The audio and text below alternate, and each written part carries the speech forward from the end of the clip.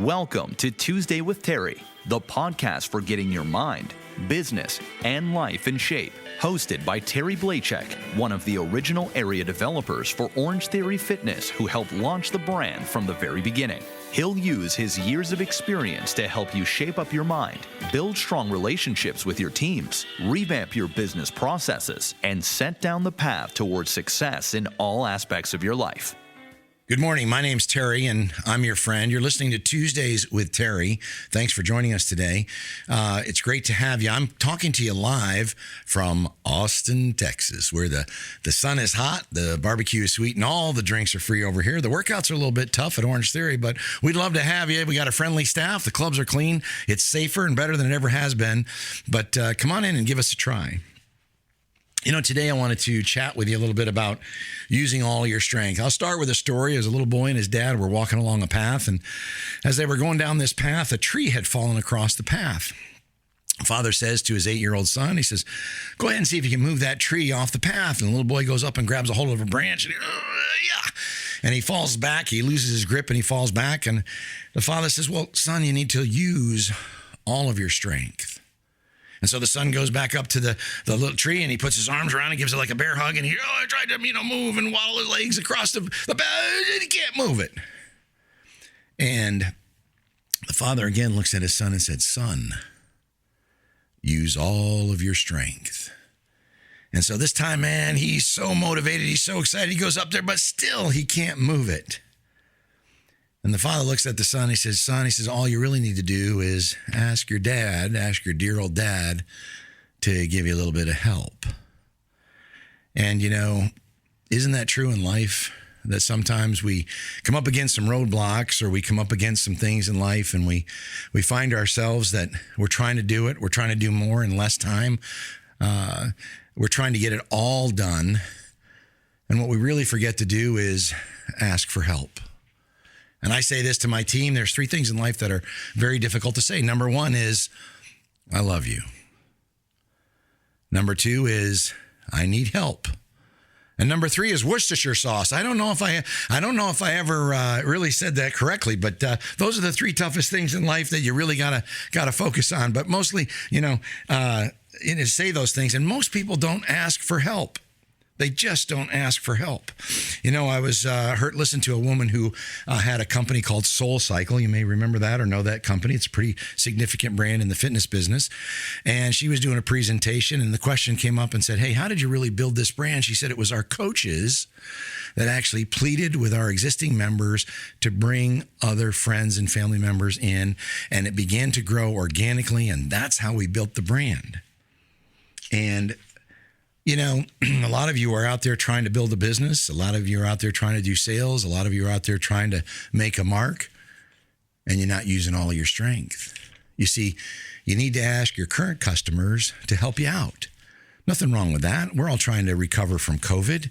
Some are doing it quicker than others, but there's nothing wrong with talking to your current customers and asking them for a little bit of help, to talk to their friends or talk to their family members or talk to their neighbors or their coworkers, and invite them to come in and try out or try your business or your product. Another thing I want to mention to you is, try to gameplay. If you're going to use all of your strength, one of the things you can do to get people engaged is try to gamify things.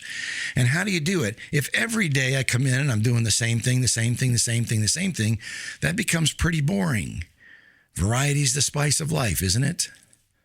And so because of that, all we have to do is try to figure out, how do you take this concept and turn it into a game?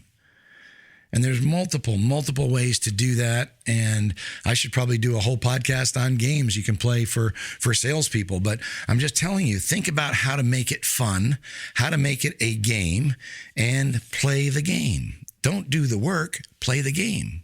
Much better approach.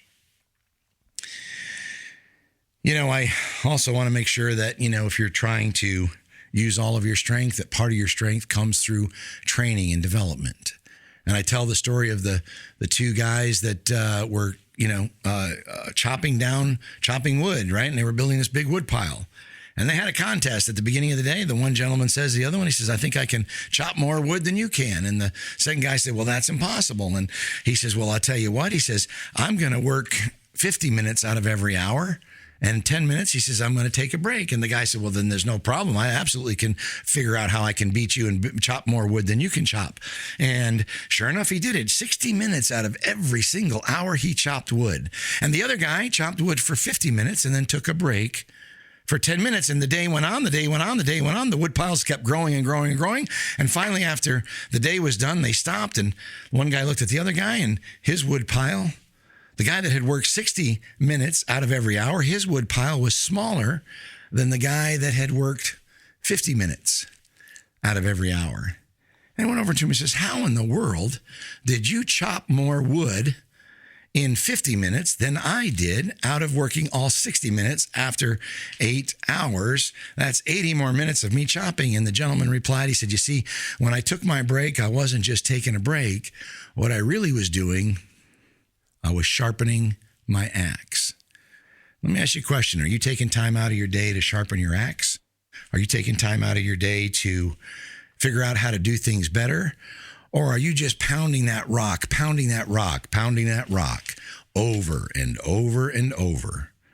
And it's not getting any better. It's not getting any easier. You're just doing the same things day after day instead of simplifying, instead of finding a better way. If it's 12 steps, how do you make that 6 steps or 8 steps? But find a simpler way. Find a better way. Talk to other people. Network. Ask people, ask your employees what we can do better. We just went through this, by the way. We reached out to our field team and we asked them, what can we do better? How can we improve? And tons of feedback came back. It caused us to have a 2-day meeting.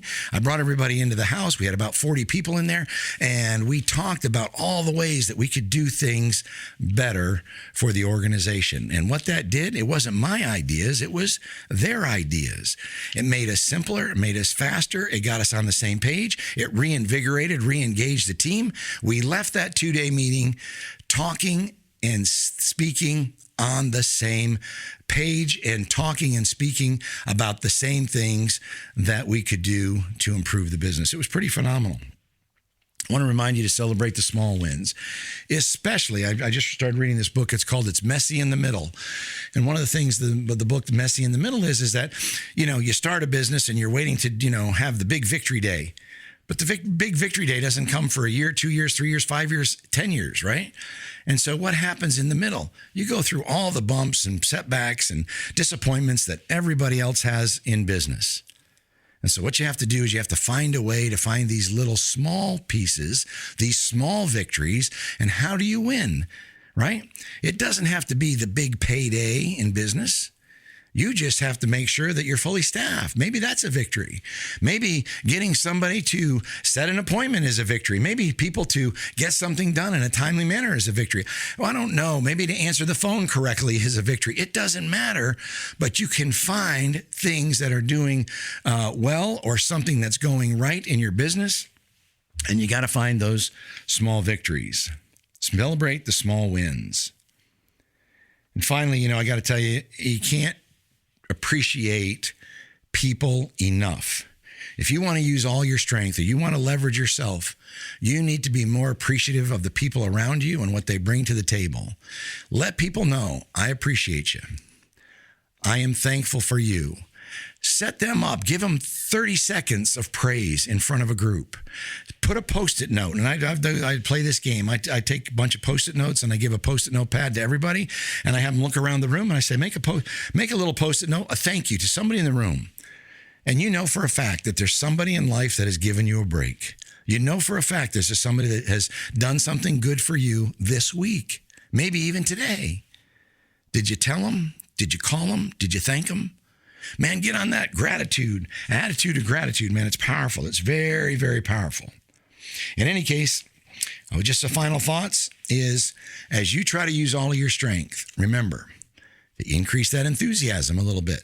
Nobody wants to be around the doorknob, a dead doorknob. I mean, people like to be around energetic, enthusiastic, motivated, positive people. Get your energy level up. Remember to get things scheduled. If it gets scheduled, it gets done. Remember, it all starts with you. I talked about that last week. Believe in yourself. Believe in what you're doing. Have confidence. When you have confidence, it shows. People know they believe in you. And that's what you really want. You want to get people to believe in what you believe in. Does everybody know what you know? No. Share your thoughts, share your ideas, create a movement. A movement is somebody that steps out in front and begins, and they find a follower. And then that follower finds another follower, and that follower finds two more followers, and pretty soon you have a movement. You have something going on. Lead your teams to greatness. Do what you say what you do, and get it done. Use all of your strength. There's a pocket full of ideas right there for you to improve yourself and improve your business. My name's Terry. I'm your friend. I'll see you next Tuesday.